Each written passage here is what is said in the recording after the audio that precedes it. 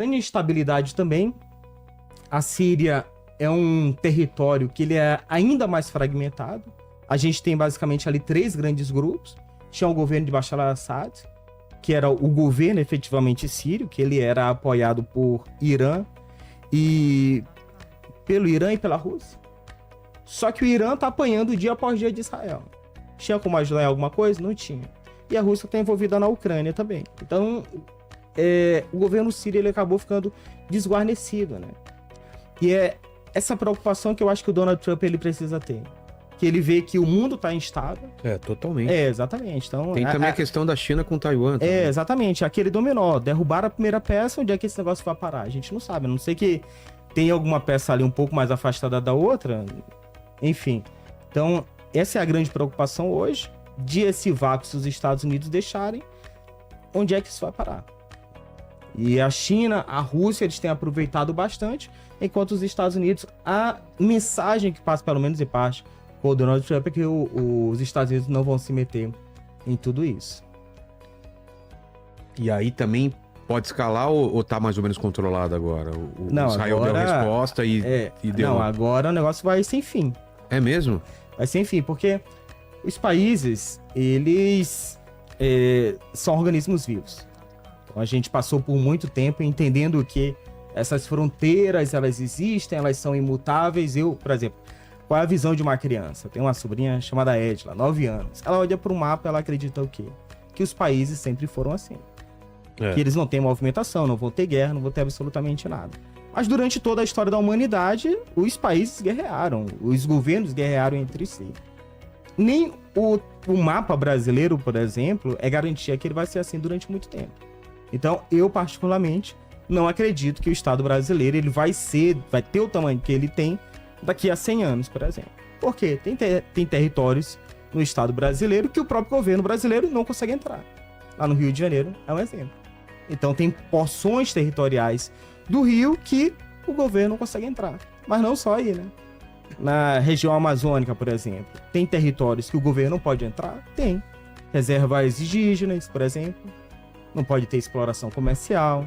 Às vezes, até para o governo poder entrar, participar, precisa de autorização ali das comunidades indígenas também. Então, o Brasil ele tem várias porções territoriais que o governo não consegue acessar. Vai ser garantia que o território brasileiro vai ser assim para sempre? Então, eu tenho as minhas dúvidas, né? Inclusive com movimentações separatistas, por exemplo, de gente que defende que o Sul se separe, que o Sul se reúna com São Paulo e forme um novo estado, enfim. Então, essa fantasia que existiu durante muito tempo, que o mundo, ele estava ali, inclusive tem a frase do Francis Fukuyama, né, de que a história tinha acabado, que o que aconteceria dali para frente não teria nada historicamente relevante. Sério? Isso daí era uma... Você acreditava nisso? Acreditava, quando acabou a Segunda Guerra Mundial, porque as coisas estavam estáveis, o mundo parecia que o capitalismo tinha vencido e que o mundo liberal foi o grande vitorioso, mas hoje a gente vê, na verdade, uma grande crise desse mundo liberal. O que mudou, você acha? Daquela paz pós-queda da União Soviética, o capitalismo, os países cada vez mais trocando comercialmente, dependente um do outro, e você fala, parece que agora tá tranquilo. O que mudou? É que é o seguinte, uma coisa é o que a gente quer, né, o chamado wishful thinking. Então, viver num mundo estável, em que as fronteiras elas são respeitadas é uma coisa, mas o que acontece dentro de cada território, isso daí não tem como a gente ter o controle total. Então, por exemplo, você olha uma fronteira, como é que é a formação de um estado? Resumidamente, um estado ele vai ser formado pelo grupo mais violento que conseguir dominar. Não é assim que foi formado o Brasil? O grupo foi mais violento, que conseguiu manter por meio da violência, por meio de guerras, foi o que conseguiu formar o Brasil. Não foi assim também os Estados Unidos, conseguiram avançar para o oeste por causa de meio de violência, enfim. Isso daí é o normal, isso daí é o natural, tá? Não tem nada de absolutamente errado nisso. No território brasileiro, a gente vai observando esses movimentos nacionais, por exemplo, lá no Rio de Janeiro, como eu falei, só que isso daí acontece também lá no Cáucaso, acontece nos Balcãs, acontece daí na África. Então aquelas fronteiras, elas significam algo para o mundo ocidental que não necessariamente vai refletir a natureza que aqueles grupos estão envolvidos, fora os interesses, né? Os financiamentos que existem. Aqui, por exemplo, no Brasil, a gente viu durante o governo Bolsonaro, artistas internacionais levantando hashtag para a população e votar, os mais jovens votarem. E parece que é algo ali sem interesse nenhum. Parece que o Leonardo DiCaprio efetivamente estava preocupado com o Brasil e todos aqueles ativistas, né? Ou seja, esses grupos, esses interesses que estavam envolvidos ali, eles acabam afetando a nossa realidade. E aí, sabe por que eles estavam fazendo isso? Por quê? Eles eram financiados por uma ONG do George Soros. Então, é um negócio até que eu tenho um grupo no Telegram gratuito que eu coloquei isso, que eu mostrei que tinha como a Anitta, o Leonardo DiCaprio, por exemplo, todos eles estavam recebendo financiamento de George Soros por causa de um think tank que ele tem lá nos Estados Unidos. Enfim, esses interesses que vão surgindo, sejam geopolíticos, econômicos, eles não vão parar porque as fronteiras estão paradas ou porque, sei lá, o fim de guerra, o que quer que seja. Os interesses eles vão continuar sendo conflitantes. Sei lá, no dia a dia aqui do teu podcast, pode ser que você entre em conflito com alguém, esse conflito ele seja menor ou maior, mas esse conflito ele vai ser normal, né? Isso daí vai acontecer em grandes grupos também, e é isso que vai fazer com que a humanidade ela não pare de guerrear. Vai ser sempre confrontos de conflitos que vão existir. Tem um lance que eu citei aqui um pouco atrás também, dessa questão aí da tensão entre China e Taiwan. Como que tá isso? China e Taiwan vai repetir um episódio que existiu lá nos Estados Unidos com Cuba, né? Se você olhar ali a geopolítica dos Estados Unidos, você vai ter o Golfo do México, quem vai estar ali na saída do Golfo vai ser Cuba. Então... Estrategicamente? Estrategicamente sim, porque a maior parte do comércio internacional ele vai acontecer justamente nos mares, né? Então, por exemplo, o comércio mundial hoje, ele acontece nos mares. Tanto é que os países que não têm saída para o mar, eles são mais pobres, como é o caso do Afeganistão. O Afeganistão ele é um território mais fragmentado e não tem saída para o mar, enfim, tá ferrado. Paraguai.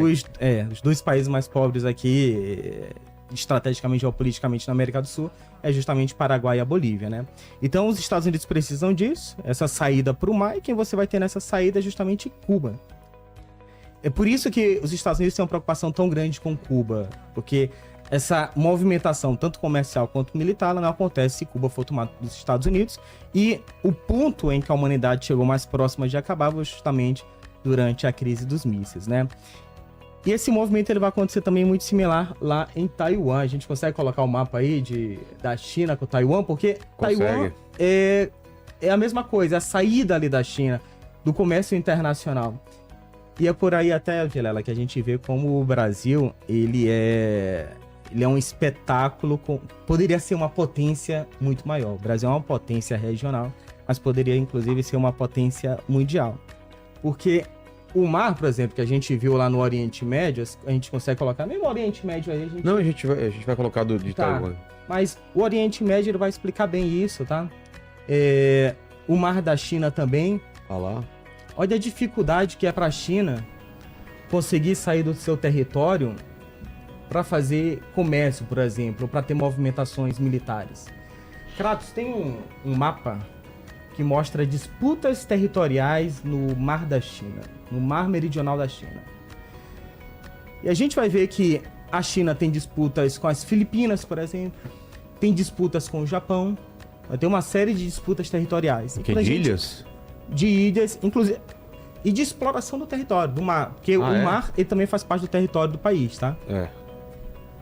O Brasil não tem disputa com absolutamente ninguém. E tem uma costa gigantesca. Achou um mapa, Kratos? Achei. Esse daí? Não, show. Aí a gente vê como o Brasil poderia ser uma potência gigantesca, tá? A gente sabe que uma das grandes vantagens dos Estados Unidos é que ele tem uma liberdade ali do mar de um lado do outro gigantesco. Para os dois lados. Então o único ponto de tensão que os Estados Unidos vão ter é justamente Cuba. Cuba vai estar ali atrapalhando, vai ser um obstáculo nessa saída do Golfo, que é ali onde desemboca o rio Mississippi. Agora, olha o inferno que é a vida do chinês quando ele tem o mar. Tá cercado, né? Tá cercado. Kratos, bota só rapidinho aí no Brasil, depois a gente volta aqui na China, tá? Porque aí vai ficar mais claro ainda. O Brasil não tem confusão nenhuma. Então, todo esse território aí, inclusive esse azul mais clarinho, que avança, tá? Pra dentro do mar, porque você tem ali, por exemplo, Fernando de Noronha. Então, o que vai ter ao redor de Fernando de Noronha também vai ser território brasileiro. É um território marítimo. o Brasil não tem disputa nenhuma. A grande dificuldade brasileira, na verdade, é que ele não tem a saída ali do outro lado do oceano, né? Então seria a grande dificuldade brasileira. Mas a China não. Então, agora sim, Kratos, vamos lá. O negócio ficou mais claro aí pra galera. Voltar pro outro mapa. Isso. A China, por outro lado, é a segunda maior potência do planeta. Tá crescendo. Vai demorar para passar dos Estados Unidos, se é que vão passar em algum momento. Mas eles não têm essa mesma liberdade, ó. Então tem território ali que é disputado, principalmente com o Vietnã, com as Filipinas, com o Japão também. Então, tudo isso daí vai interferir no crescimento militarmente, politicamente, enfim, da China. E quem vai ter um papel muito parecido nesse sentido é Taiwan, porque Taiwan, que a China está tentando reconquistar, fica no meio de tudo isso. Então, é um obstáculo a mais para esse avanço geopolítico, militar, econômico, enfim, que a China sonha ter um dia.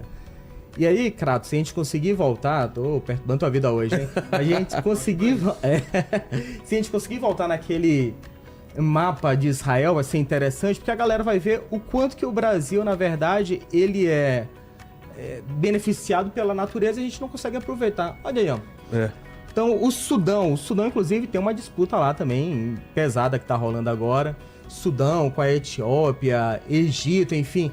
A saída para o oceano, efetivamente, não é tão livre ali. Inclusive, a Arábia Saudita, o Iêmen, que fica ali perturbando aquele estreito que tem ali para a saída para o Mar Arábico. A gente vai vendo que essas complexidades que o mundo enfrenta, inclusive na Europa tem essa mesma dificuldade que a gente está vendo aí de disputas territoriais dentro do mar, o Brasil não possui absolutamente nada disso. A gente tem a faca e o queijo na mão e, incrivelmente, a gente consegue se cortar. Então, você tá falando do Israel tem bomba atômica. Tem uma não declaradamente. Não declaradamente, mas todo mundo sabe que tem. Mas possui, faz parte lá do grupo. Tem um grupo. E o Brasil? Por que a gente não entra nesse grupo seleto de pessoas que têm bomba atômica? A gente consegue fazer uma bomba atômica e pra quê, né? É o seguinte, né? Tem um livro chamado... Só de imposto que a gente vai pagar sobre essa bomba atômica também. Não, deixa pra lá. Vai ser taxada essa bomba. Exatamente. Existe um livro chamado Armas, Germes e Aço, que, principalmente ali nas páginas iniciais, acho que são mais 400 páginas, mas nas 100 primeiras páginas, mostra como aqueles grupos que eles não estão acostumados a guerrear, por exemplo, a China não está tão acostumada a guerrear, apesar de ser uma potência militar, eles costumam ser dominados com o passar do tempo. Então tem até aqueles maores lá da Nova Zelândia, por exemplo, aqueles rituais de guerra, tudo. Sei. Os maores, sei lá, há uns 500 anos,